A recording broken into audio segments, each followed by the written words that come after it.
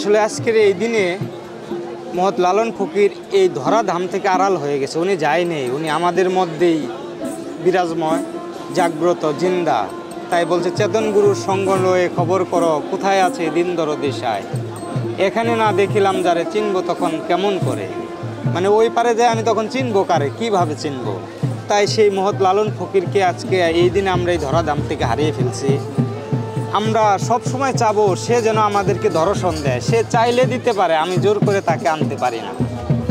তাই সে যদি দয়া করে যাকেই হোক, এত মানুষের ভিতরে যে কোনো একজন মানুষকেও যেন উনি দর্শন দিয়ে যায় যে হ্যাঁ, এই যে আমি লালন ফকির, আমার এটাই চাওয়া। আর সমস্ত সাধুগুরু যেন অষ্টপ্রহরে সঠিক সঠিক কর্মগুলো করতে পারে।